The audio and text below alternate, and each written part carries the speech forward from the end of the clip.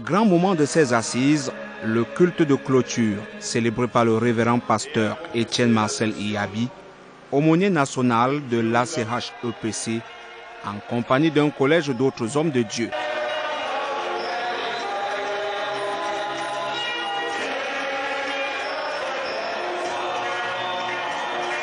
Des moments de prédication qui leur ont permis de rappeler à tous les participants le rôle fondamental de sentinelle qu'ils doivent jouer d'abord pour eux-mêmes et ensuite pour leur entourage. Je leur ai demandé de vivre dans la vérité et dans la justice. Eux-mêmes étant d'abord évangélisés avant d'évangéliser les autres. Dans Ézéchiel 3, 16 à 21, et le verset 21 a été le texte de Le temps est satisfait pour la simple raison que les délégations venues nombreuses pour assister à ce séminaire national. Tout s'est bien terminé et je rends grâce au Seigneur.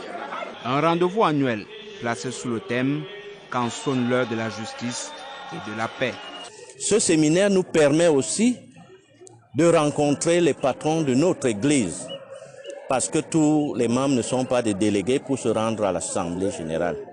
Donc c'est l'occasion idoine qui permet des échanges entre la hiérarchie de notre Église et les membres de la CHEPC sur les connaissances et le développement de notre Église. Il s'agit d'un rendez-vous pour les enseignements.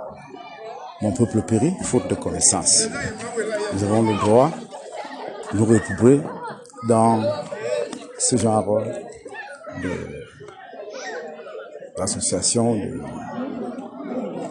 de réunions, pour que les responsables soient véritablement investis des enseignements pour aller léguer à ceux qui n'ont pas pu participer à ces rendez-vous. Présent pour ces travaux, tenus du 2 au 6 mars à la paroisse Bethel de Poutkak, une localité de l'arrondissement de Ngambé, département de la Sanaga-Maritime, les responsables des 8 synodes de l'église presbytérienne du Cameroun.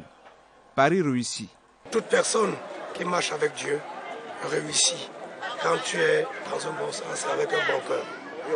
Et surtout que je suis en partenariat et en bon terme avec l'élite du village qui nous a abrités ici à la paroisse Bethel Poutkak. Je m'en réjouis et je suis très satisfait.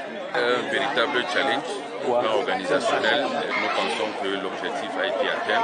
Maintenant, à charge pour les différents participants d'aller relayer le message qui a été informé, qui a été diffusé. Parce que nous avions un rôle. Lorsque Jésus nous dit « Allez, faites de toutes les nations des disciples, diffuser la parole de Dieu », on a un rôle d'évangéliser.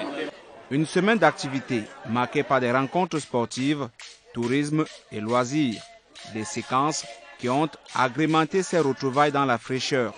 Nous avons tous les enseignements, de la base au sommet, tout le monde était là.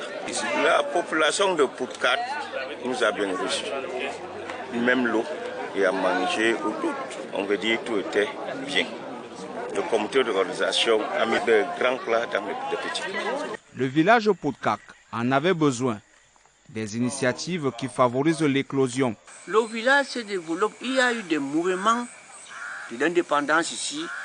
Il y a eu un ralenti. Mais actuellement, ça se développe. C'est beau. Poutkak est en quartier. Poutkak a le marché. Poutkak a le centre de fête ici, qui est très bien inauguré par le préfet. Donc, Poutkak est beau à vivre. Et nous les appelons, tous ceux qui peuvent être retenus en ville, de venir reconstruire Poutkak, pour que ça soit plus beau. Une édition parrainée par quelques illustres élites, notamment Madame Christine Eto et Jean-Calvin Biboum. On ne peut pas abandonner un village, le laisser tel qu'il est. Si on a un tout petit peu la possibilité de faire certaines petites choses, je pense qu'il faut le faire pour le bien des populations. D'abord l'eau, qui est très nécessaire pour les populations. On essaie de faire des petits projets, pas de grande ampleur, mais qui permettent quand même aux populations, au lieu d'aller s'approvisionner par exemple jusqu'à Idéa, qui est notre capitale politique, ou d'aller à Pouma.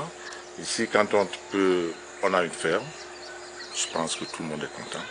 Un rendez-vous qui rentrera dans les annales de l'histoire de cet arrondissement et principalement du synode de Babimbi.